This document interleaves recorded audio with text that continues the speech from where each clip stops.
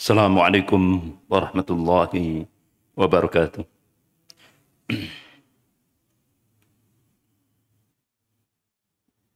Innal hamdalillah nahmaduhu wa nasta'inuhu wa nastaghfiruh wa na'udzu billahi min shururi anfusina wa min sayyiati a'malina. May yahdihillahu fala mudilla lahu wa may yudlil fala hadiya lahu. Asyhadu an la ilaha illallah wahdahu la syarika lah wa asyhadu anna Muhammadan abduhu wa rasuluh. Ya ayyuhalladzina amanu taqullaha haqqa tuqatih wa la tamutunna illa wa antum muslimun. Ya ayyuhan nasu taqu rabbakum alladzi khalaqakum min nafsin wahidah wa khalaqa minha zawjaha wa batha minhuma rijalan katsiran wa nisaa'a.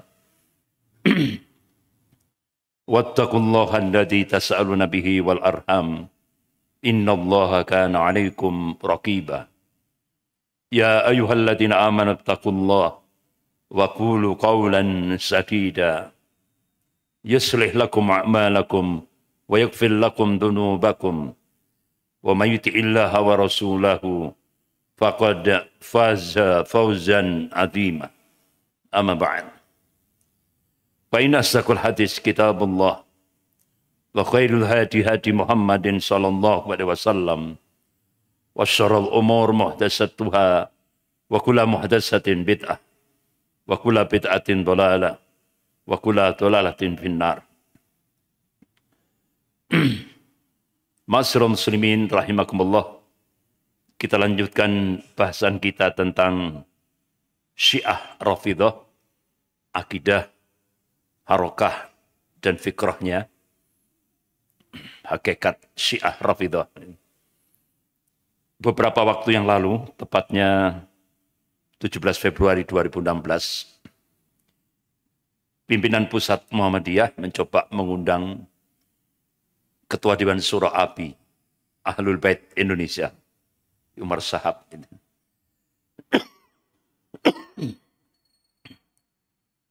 Di gedung PP Muhammadiyah saat diskusi jurnal Ma'arif ini. Jadi Ketua Dewan Syuro Ahlul Bait Indonesia, ini tokoh Syiah. Jadi di Indonesia itu ada dua organisasi yang cukup dikenal, yaitu Ahlul Bait Indonesia. Itu lebih banyak arahnya ke struktural, yaitu Indonesia-Iran. Sementara Ijabi, Ikatan Jamaah Ahlul Bait Indonesia, itu diketuai oleh Jalaluddin Rahmat, sudah meninggal orangnya. Itu lebih banyak kultural, arahnya ke Lebanon. Jadi Ketua Dewan Syuro Ahlul Bait Indonesia, Umar Shahab kalau tidak salah namanya, jadi dia mengatakan di gedung PP Muhammadiyah, Ali bin Abi Thalib itu manifestasi Tuhan di muka bumi ini. Berarti ini sama dengan penciptanya, Abdullah bin Saba. Jadi kenapa Abdullah bin Saba dibuang oleh Khalifah Ali bin Abi Thalib radhiyallahu anhu ke Madain, Iran? Karena pada saat itu menghembuskan fitnah di tengah-tengah kaum muslimin bahwa setelah kepemimpinan yang sah, setelah Rasulullah wafat, tanpa jeda, yaitu langsung Ali bin Abi Thalib dan keturunannya. Plus 12 imam itu. Jadi tanpa jeda. Artinya dia menolak kepemimpinan sebelumnya. Bahkan mengkafirkan Khalifah Abu Bakar, Umar, Utsman radhiyallahu anhum. Kemudian dihembuskan lagi. Ali manifestasi Tuhan. Nah ini. Oleh Abdullah bin Sabah. Jadi lebih ekstrim lagi. Sehingga akhirnya Khalifah Ali bin Abi Thalib membuang Abdullah bin Sabah ini ke Madain, Iran. Nyampe di Madain, Iran, ketemulah dengan tokoh-tokoh Majusi yang dendam terhadap kaum muslimin yang berhasil menghancurkan Imperium Persia pada masa Khalifah Umar bin Khattab radhiyallahu anhu. Dari situlah lahirlah Syiah Rafidhah. Lahirlah Syiah Rafidhah. Jadi Syiah Rafidhah itu adalah konspirasi antara Yahudi dan Majusi. Jadi berkomplot ini, Yahudi dan Majusi. Lahirlah Syiah Rafidhah. Bapak-bapak, ibu-ibu yang dirahmati Allah. Alhamdulillah di Indonesia banyak buku-buku yang bisa dijadikan rujukan untuk mengungkap tentang penyimpangan-penyimpangan, kesesatan-kesesatan Syiah Rafidhah.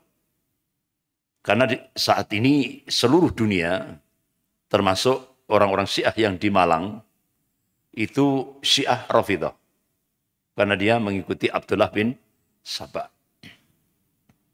Dan pengikut Syiah terbesar se-Asia Tenggara itu Jawa Timur. Terbesar se-Asia Tenggara secara kuantitas. Pusatnya di Bangil, Bondowoso, Malang, Probolinggo, ya, Puger, Jember, dan beberapa tempat yang lain. Malang itu pusat pendanaan Syiah terbesar se-Jawa Timur.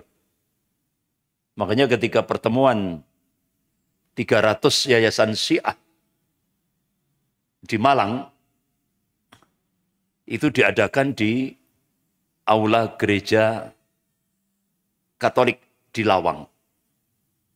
Itu pertemuan 300 yayasan Syiah se-Jawa Timur. Kenapa diadakan di Malang? Karena memang pusat pendanaan Syiah terbesar itu di Malang. Tokoh-tokohnya yang paling tua pangkatnya Letnan Kolonel. Letnan Kolonel Purnawirawan Khairun Yusuf. Itu tokohnya yang paling tua. Ya. Termasuk juga di lembaga pendidikan Al-Kausar. STK, SD, SMP, SMA yang di Araya itu. Pandanwangi. Ya. Itu. Bahkan punya real estate. Punya perumahan elit di Pandanwangi.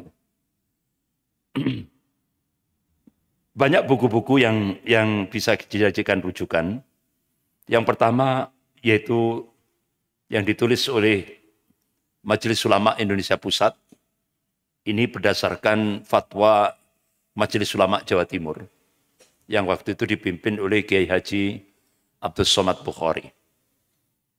Jadi satu-satunya pengurus Majelis Ulama yang berani mengeluarkan fatwa Syiah bukan Islam, itu adalah Majelis Ulama Jawa Timur.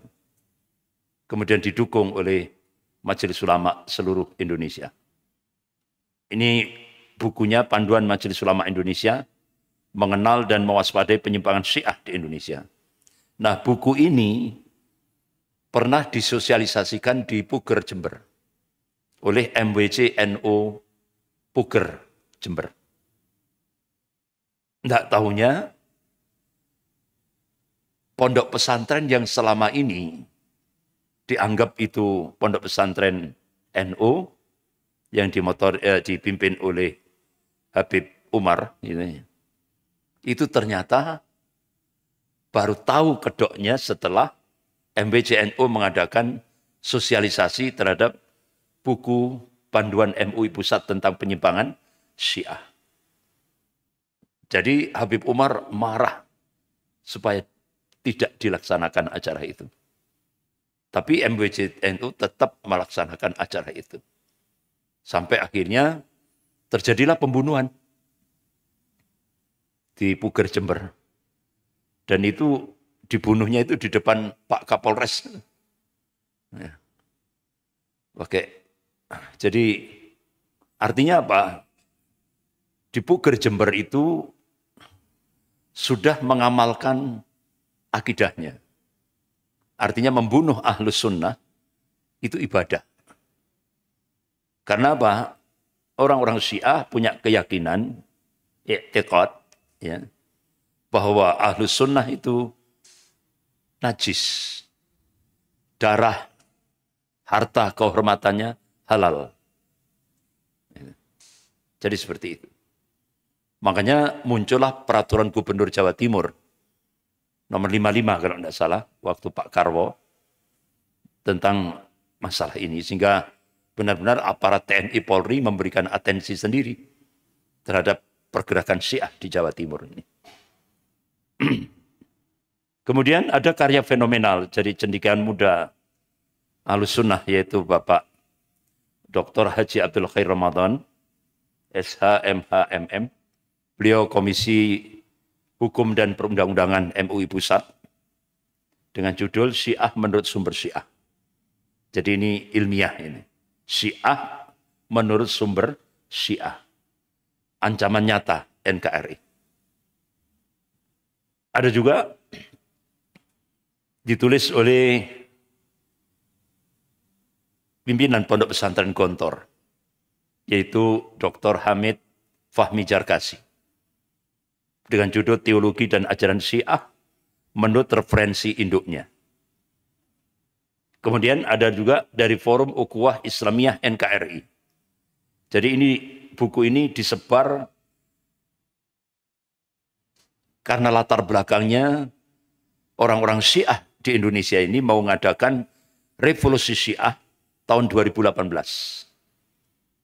Sehingga akhirnya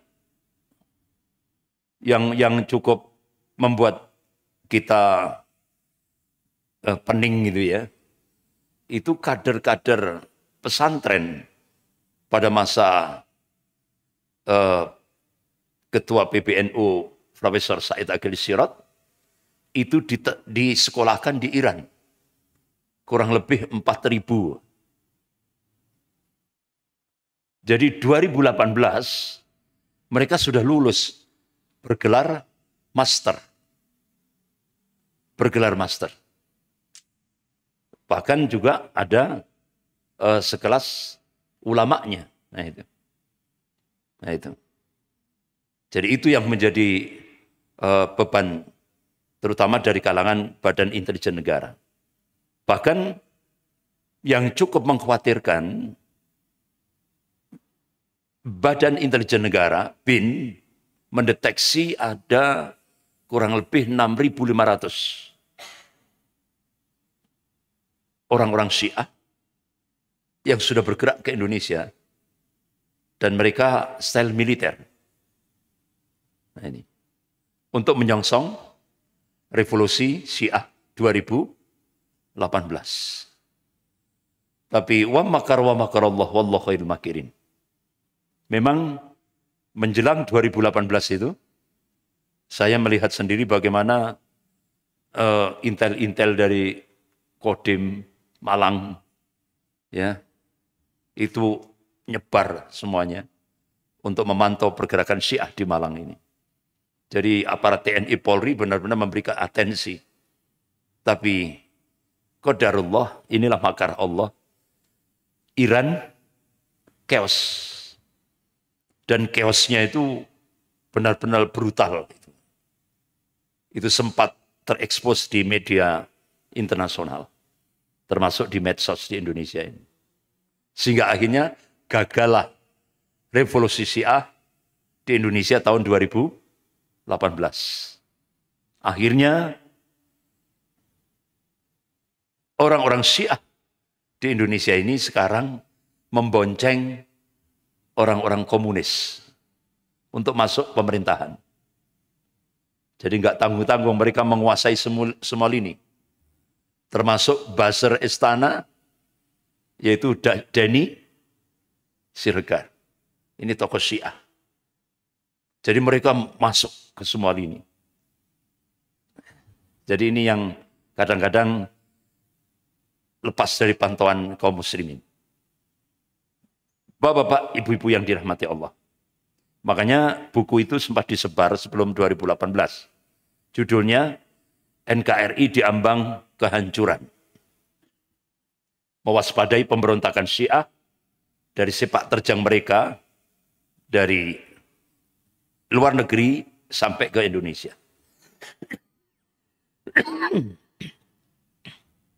Ada juga seorang ulama, Syekh Dr. Imad Ali Abdusan. Beliau menulis tentang pengkhianatan-pengkhianatan Syiah mulai dari Khalifah Utsman bin Affan radhiyallahu an secara rinci sekali sampai kekinian. Ini. Jadi ini diungkap kembali sejarah itu. Jadi pengkhianatan Syiah itu fakta sejarah, bukan fiktif. Hancurnya 3 daulah, Muawiyah, Abbasiyah, Utsmaniyah, itu tidak lepas daripada pengkhianatan tokoh Syiah Rafidhah. Termasuk pada masa Presiden Saddam Hussein. Ini tidak lepas daripada pengkhianatan tokoh Syiah yang ada di Irak. Jadi dahsyat itu. Jadi ada operasi-operasi intelijen. Tokoh-tokoh Syiah di Irak kerjasama dengan Iran, Israel, Amerika, dibantu oleh Inggris di bawah pimpinan Perdana Menteri Tony Blair. Sehingga waktu itu muncullah statement untuk menghancurkan Irak dengan alasan Saddam Hussein menyimpan senjata pemusnah massal. Padahal itu kebohongan. Itu bohong. Tapi apa yang terjadi? Pasukan elit Amerika ditopang oleh Inggris, ditopang oleh 23 negara sekutunya, membombardir Irak. Menghancur leburkan Irak. Berapa kira-kira korban yang meninggal dari kalangan kaum muslimin? Hampir kurang lebih 1,5 juta kaum muslimin yang meninggal. Yang paling parah itu di kota Fallujah, Irak. Jadi kota Fallujah, Irak itu mayoritas Ahlus Sunnah. Jadi Amerika menggunakan senjata kimia. Yang sebelumnya pembunuhan itu dilakukan door to door. Bahkan sampai masuk masjid. Itu saya punya videonya itu. Ngeri itu, Pak. Padahal itu sedang sholat berjamaah. Kemudian ditembak semuanya tanpa ada yang disisakan. Bahkan sampai ngangkat bendera putih tetap ditembak. Door to door. Baru menggunakan, bahkan imam-imam masjidnya itu dibor dengan bor mesin. Itu. Kepala, dadanya, punggungnya. Keji sekali. Baru kemudian menggunakan penggunaan senjata kimia. Jadi ribuan. Itu dini hari bom kimia dijatuhkan. Esok harinya sudah ribuan di jalan-jalan yang meninggal. Makanya akhirnya tokoh-tokoh ulama Al-Haramain baik dari Mekah dan Madinah Al-Munawwarah meminta pada seluruh dunia Islam untuk membantu Irak. Bahkan tokoh karismatik Ahlus Sunnah wal Jamaah, yaitu Syekh Abdul Majid Al-Jindani, Yaman. Beliau penulis kitab Al-Iman yang direkomendasi oleh 100 tokoh ulama Ahlus Sunnah sedunia. Jadi kitab Al-Iman ini kitab yang sangat fenomenal yang ditulis oleh Syekh Abdul Majid Al-Jindani. tokoh Ahlus Sunnah yang ada di Yaman. Beliau juga minta kepada seluruh dunia Islam untuk memberikan perhatian terhadap kaum muslimin Irak. Sehingga akhirnya, alhamdulillah, mujahidin-mujahidin dari seluruh dunia bergerak menuju Irak. Jadi dianggap oleh George W. Bush peperangan di Irak sudah selesai. Tidak taunya pergerakan mujahidin-mujahidin dari seluruh dunia bergerak menuju Irak. Sehingga akhirnya Amerika angkat tangan menghadapi mujahidin dari berbagai belahan dunia Islam. Sehingga akhirnya sampai tokoh FBI James Comey itu sampai memberikan warning. Apa yang terjadi di Irak itu lebih dahsyat daripada Afghanistan. Nah itu. Jadi akhirnya semua angkat mundur. Amerika menarik, bahkan sampai menghabiskan pendanaan yang cukup begitu besar itu. Ya, ribuan triliun. Ya.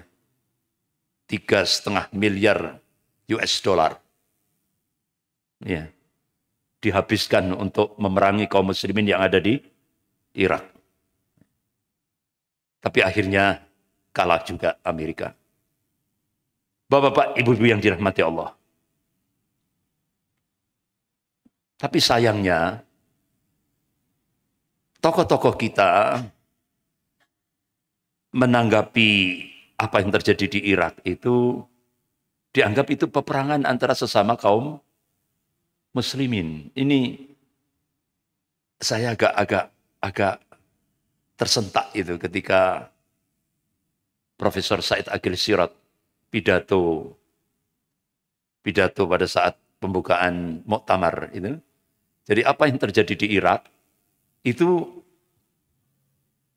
konflik sesama Muslim. Ini keliru. Ini benar-benar salah itu. Diambil dari mana sumbernya itu? Sumbernya dari mana itu? Ya. Padahal itu sampai akhirnya George W. Bush dan Tony Blair konferensi pers. Ini ada seorang wartawan yang saking marahnya ini tidak ketulungan sudah ya. Dia lepas sepatu, dilemparkan di wajahnya George W. Bush. Ini spiral di media internasional.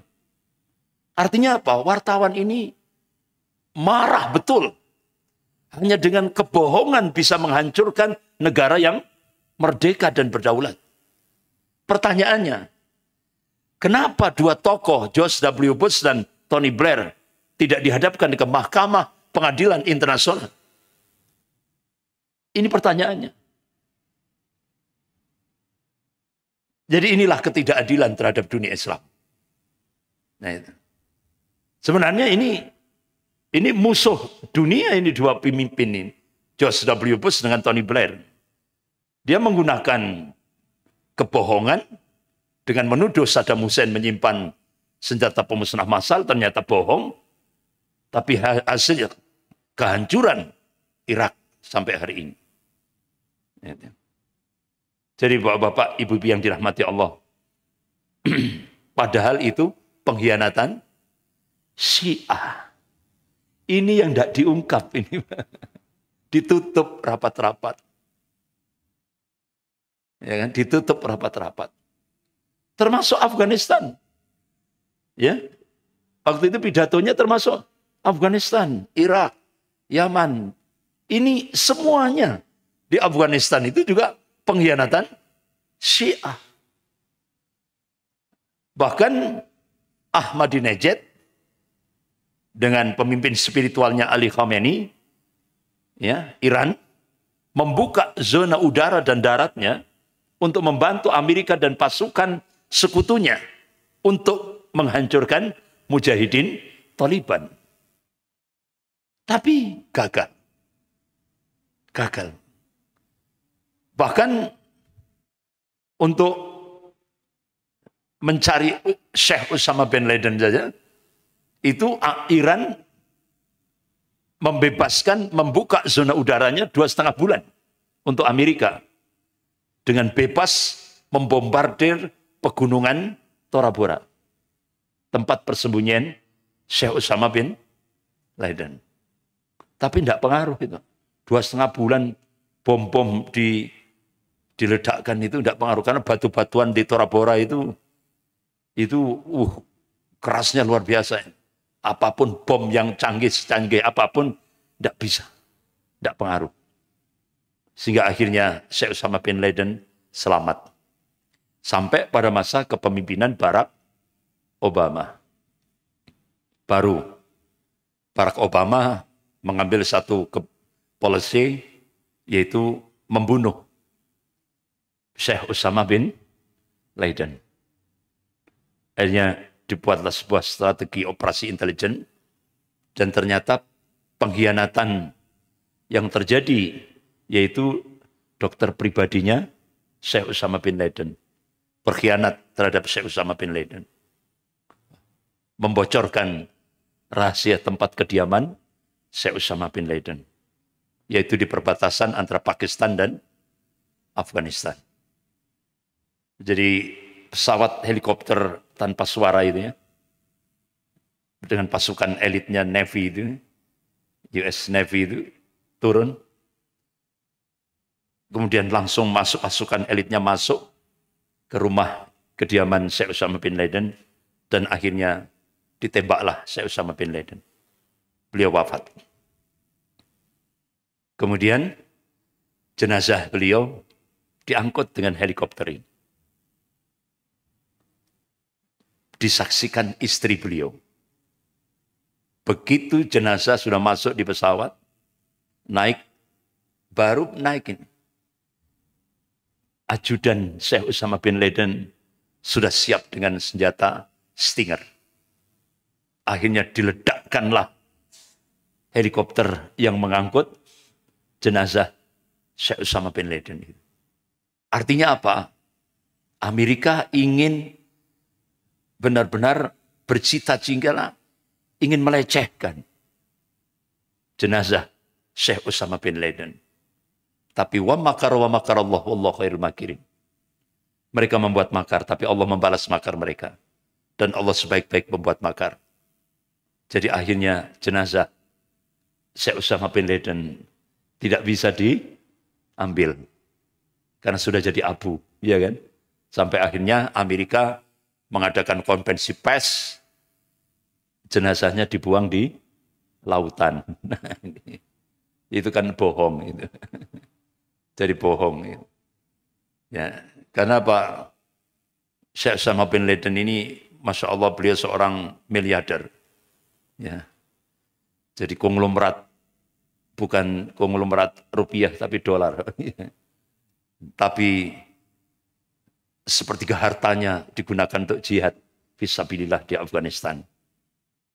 Jadi benar-benar sampai beliau bercita-cita seperti yang diucapkan oleh Rasulullah. Rasulullah itu bercita-cita hidup, mati syahid.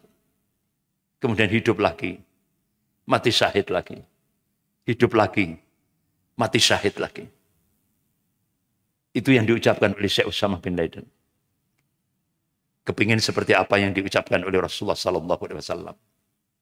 Karena memang mati syahid itu mati yang bisa memberi kehidupan. Makanya Allah mengingatkan, jangan sekali-kali mengatakan orang yang mati syahid itu mati. Kata Allah, orang yang mati syahid itu tetap hidup. Dan aku sendiri, kata Allah, yang memberi rizkinya. Ini, makanya mati syahid itu mati yang bisa memberi kehidupan.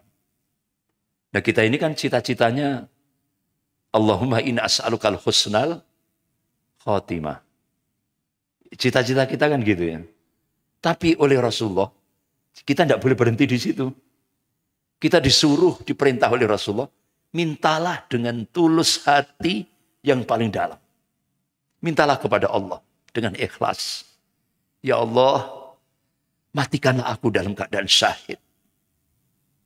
Walaupun kenyataannya kita mati di atas tempat tidur kita.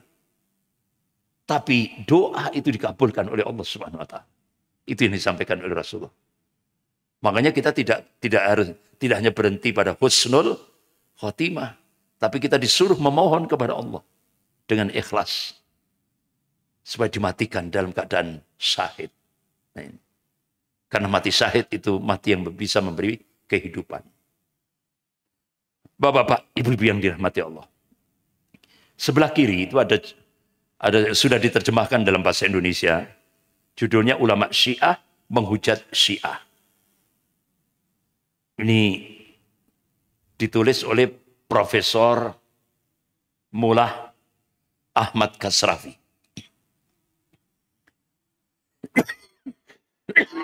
Beliau ini tokoh ulama Syiah. Alhamdulillah, di akhir kehidupan beliau tobat. Kembali ke pangkuan Ahlus Sunnah wal Jamaah. Kemudian beliau tulis kitab ini. Ulama Syiah menghujat Syiah. Apa yang terjadi? Khomeini langsung memerintahkan pasukan elitnya untuk menghabisi Profesor Mullah Ahmad Kasrafi. Makanya di buku ini ada foto jenazah beliau. Benar-benar kondisinya sudah hancur. Keji sekali Khomeini memperlakukan lawan-lawan politiknya. Ini. Begitu juga Dr. Raghib As-Sirjani. Beliau tulis kitab tentang syahwat politik kaum Syiah.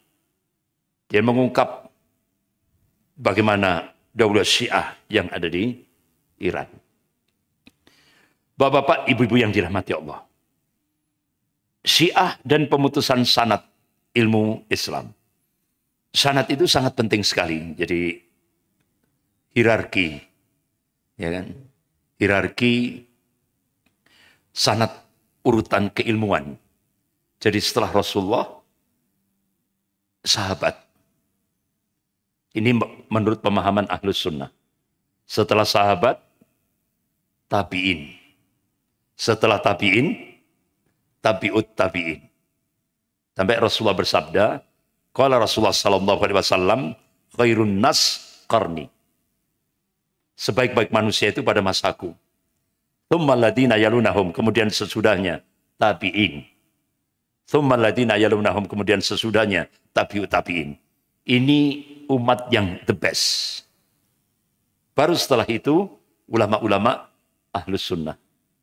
Sampai umat. Nah, ini sengaja enggak saya tulis karena enggak cukup.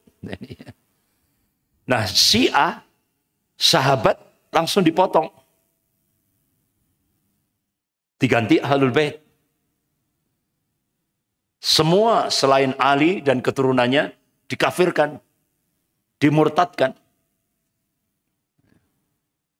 Kemudian setelah Ahlul Bait, sesuai dengan ahwanya, hawa nafsunya yang dipilih, yang wanita saja yang dipilih cuma Fatimah Zahra. Yang lain tidak dimasukkan dalam Ahlul Bait. Kemudian imam-imam 12 ini, Isna Asy'ariyah. Ini. Jadi makanya ajaran Syiah itu yang mendesain semuanya imam.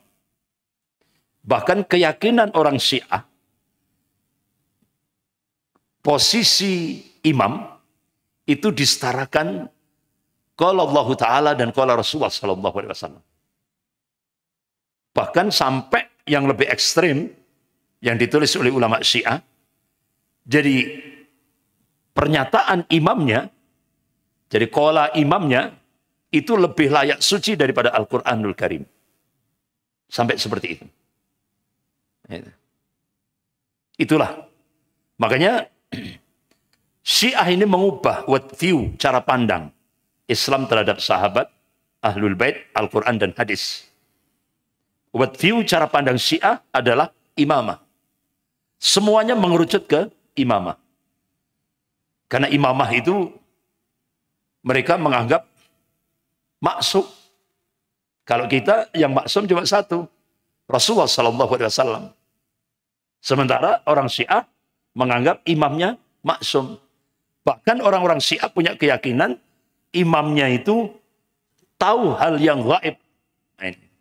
Ini sudah hulu, sudah berlebihan. Kalau kita kan alimul ghaib wasyahadah. Hanya Allah yang tahu hal yang gaib. Hanya Allah.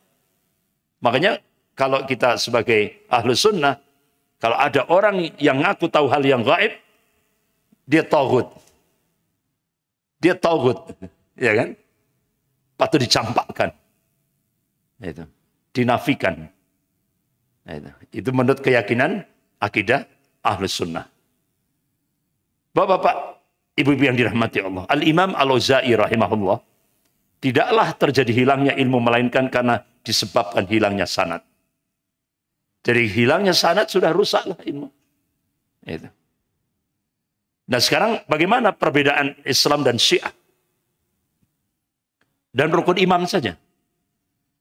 Kalau kita Ahlus Sunnah, al-iman, seperti yang ketika Rasulullah ditanya oleh malaikat Jibril alaihissalam, qala antu'minuna billah wal malaikati wal kitabi wal rasuli wal yaumil akhir wal qadar kullihi khairihi wasyarrihi. Muttafaqun alaih. Itu beriman kepada Allah, beriman pada para malaikatnya, kitab-kitabnya, para rasulnya, yaumil akhir, dan qada dan qadar, takdir. Semuanya baik, takdir yang baik maupun takdir yang jelek. Ini rukun iman yang 6. Manhaj akidah Ahlus Sunnah wal Jamaah. Nah sementara Syiah rukun imannya 5. Tauhidnya saja beda. Al-adl, keadilan Allah, nubuwah, kenabian, imamah, kepemimpinan imam, dan ma'ad, hari kebangkitan dan pembalasan. Bahkan rukun iman ini disebutkan dalam buku-buku Syiah yang ditulis oleh ulama-ulama Syiah seperti Muhammad Ridha Muzaffar dalam kitabnya Al-Aqaid Al-Imamiyah. Jadi rukun iman Syiah ini jelas berbeda dengan rukun iman ajaran Islam Ahlus Sunnah. Syiah tidak menyertakan iman kepada malaikat, para rasul, qada dan qadar. Kemudian rukun Islamnya. Kalau kita Ahlus Sunnah, syahadat, sholat, zakat, shaum Ramadan, haji. Kalau Syiah, sholat, zakat, puasa, haji, dan wilayah. Wilayah itu imamah. Jadi saat ditanya, manakah rukun Islam yang paling utama? Jadi ini imamnya Syiah, ulamanya Syiah ditanya, manakah rukun Islam yang paling utama? Abu Ja'far, salah satu Ahlul Bait yang diklaim Imam Syiah, menjawab, wilayah lebih utama. Karena ia adalah kunci semuanya. Dan wali atau pemimpin adalah bukti atas itu. Ini ditulis oleh ulama Syiah Muhammad Shadiq Sadr dalam kitabnya Asy-Syiah Al-Imamiyah halaman 131. Tauhid, ini tauhidnya ini. Ini orang-orang Syiah itu meyakini bahwa Allah Subhanahu wa taala memiliki sifat al-bada. Al-bada itu pelupa. Ini orang Syiah ini. Ini taswih, pelecehan ini. Jadi orang Syiah itu meyakini Allah itu punya sifat pelupa. Jadi Allah itu baru tahu setelah terjadi. Dan sebelumnya tidak tahu. Jadi bisa saja Allah itu khilaf katanya. Ini sama dengan pendirinya ini, Pak. Pendirinya Yahudi ini, ya kan? Dalam Al-Quran, yaghludu alaihim, tangan Allah terbelenggu. Ini kan taswif, pelecehan. Nah kalau kita Ahlus Sunnah ini diperintah sabbihisma rabbikal a'la. Kita diperintah untuk mensucikan asma Allah yang maha tinggi. Sementara Syiah taswih, melecehkan Allah, asma wa sifat Allah. Di sisi lain, mereka meyakini imam-imam mereka semua tahu hal yang gaib. Tidak ada yang samar bagi imam mereka. Ini yang penyimpangan yang sangat nampak sekali di kalangan Syiah. Jadi imamah itu merupakan inti dari segala keyakinan Syiah. Menolak imam versi Syiah, kafir. Jadi sebenarnya yang takfiri itu Syiah, bukan Ahlus Sunnah. Jadi menurut Syiah, hak memimpin setelah Rasulullah wafat, itu Ali dan keturunannya.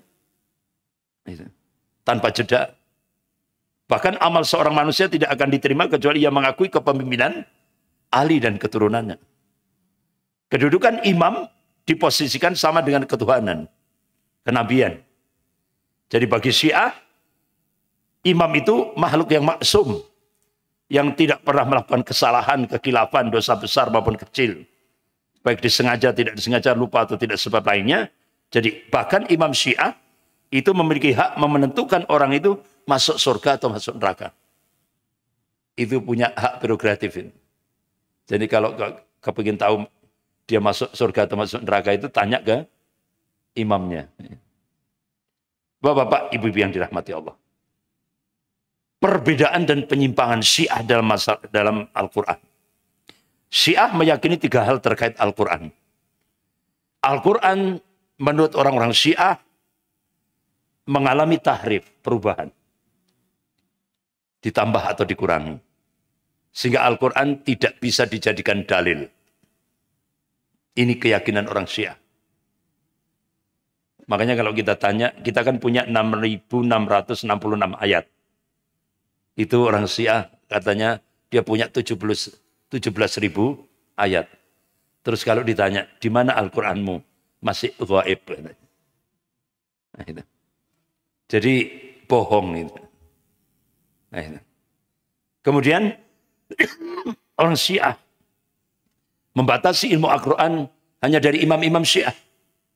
Maka cara memahami Al-Quran pun harus sesuai dengan ketentuan para tokoh yang diklaim sebagai imam Syiah. Yang ketiga, Syiah mereka mengklaim perkataan imam mereka bisa mengkhususkan sesuatu yang umum dalam Al-Quran. Bahkan perkataan imam Syiah, qala imam Syiah diyakini lebih layak suci dari Al-Quran. Ini ditulis oleh ulama Syiah, yaitu Al-Kufari dalam kitabnya Usul Madhab Syiah Al-Imamiyah, juz 1 halaman 127. Jadi kita mencoba untuk mengungkap penyimpangan menurut kitabnya orang Syiah. Jadi benar-benar ilmiah ini. Jadi kita tidak objektif. Gitu. Hadis, masalah hadis.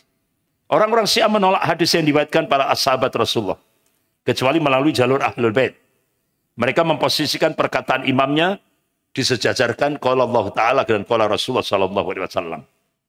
Ini dalam kitab Usul Madhab Syiah Al-Imamiyah, juz 1 halaman 308. Isma.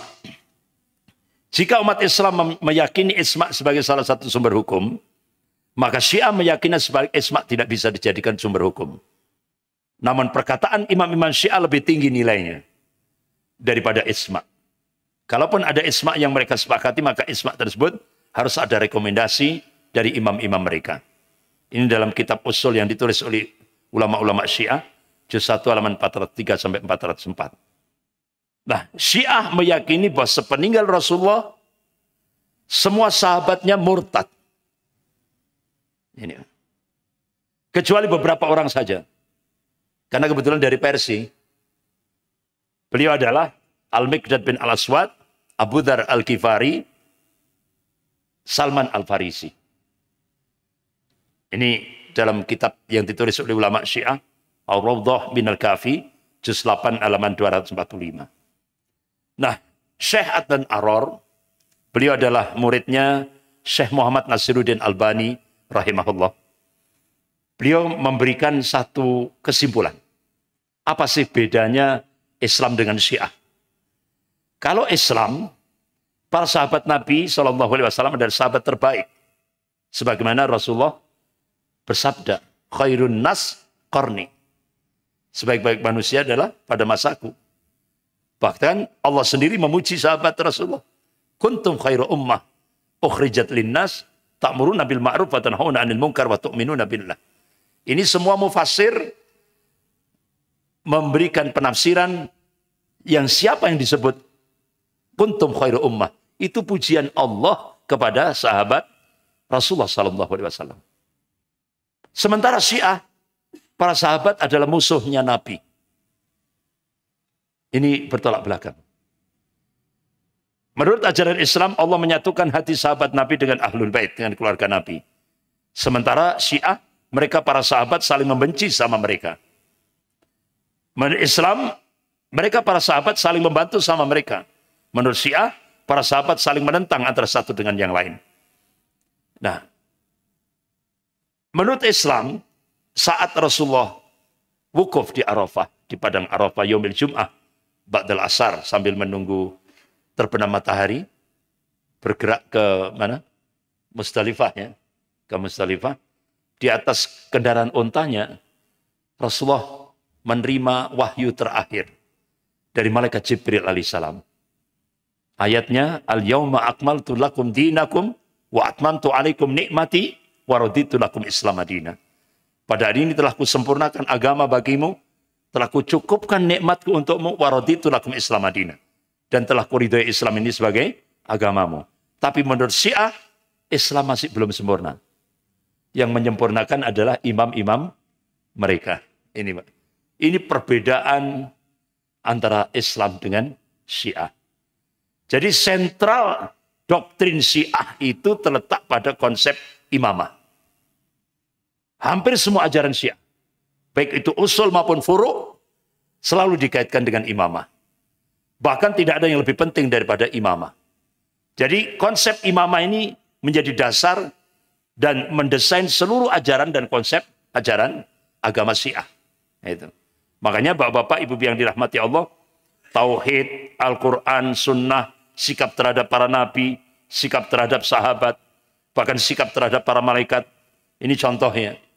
Malaikat yang paling dibenci oleh orang-orang Syiah itu adalah malaikat Jibril alaihissalam. Dianggap malaikat Jibril itu salah alamat. Jadi sebenarnya Al-Quran itu diturunkan ke Ali, bukan ke Nabi Muhammad. Makanya bencinya luar biasa terhadap malaikat Jibril alaihissalam. Ijma, rukun iman dan Islam. Kemudian masalah arwah, ilmu tafsir, umat Islam, fikih, mut'ah. Mut'ah ini merupakan hal yang wajib, ya, dari keyakinan orang Syiah. Makanya di Indonesia ini, bapak-bapak, ibu yang dirahmati Allah, ada wanita-wanita Syiah itu yang sekedar mengejar target. Jadi kalau dia nikah mut'ah sampai 4 kali dengan laki-laki yang berbeda, itu dia meyakini derajatnya sama dengan Nabi. Teknisnya bagaimana? Setelah nikah mut'ah, ada janin, dia gugurkan kandungannya, sampai suci, dia nikah mut'ah yang kedua, dengan laki-laki yang berbeda. Kemudian ada janin, dia gugurkan kandungannya, itu sampai 4 kali. Jadi dia ngejar target. Jadi sampai dia nikah mut'ah sampai 4 kali, itu derajatnya sama dengan Nabi. Ya.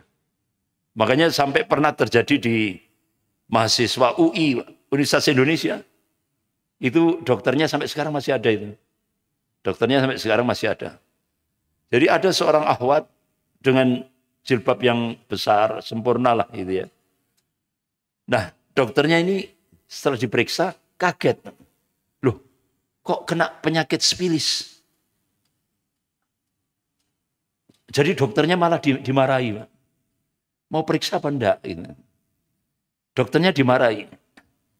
Akhirnya dia ngaku pengikut Syiah.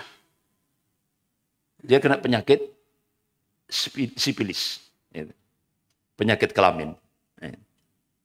Bapak-bapak, ibu yang dirahmati Allah. Kemudian al-bada. Al-bada tadi sudah saya sampaikan. Ar-raja'ah.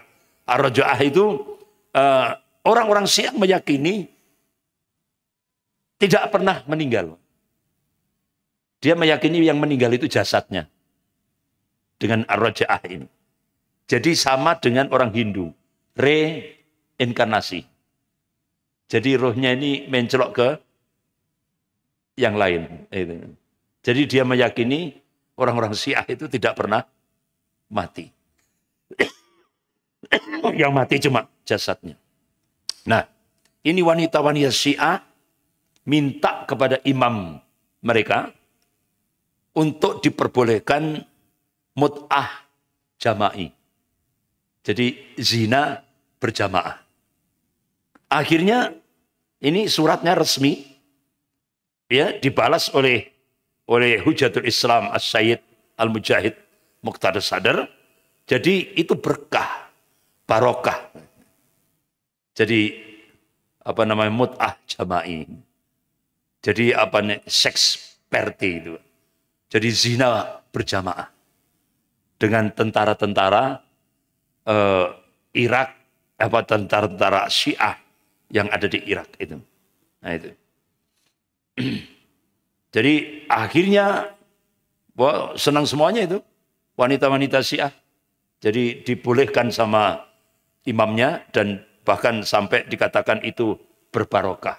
Nah, tapi apa yang terjadi setelah Imam Syiah Muqtada Sadr mengeluarkan fatwa mut'ah jama'i di Husainiyah penuh berkah, tidak taunya muncullah penyakit AIDS. Akhirnya Menteri Kesehatan kelimpungan itu menghadapi itu. Terjadilah. Jadi Allah mengadab dengan penyakit AIDS. Bapak-bapak, ibu-ibu yang dirahmati Allah. Ternyata ini hasil disertasi doktor.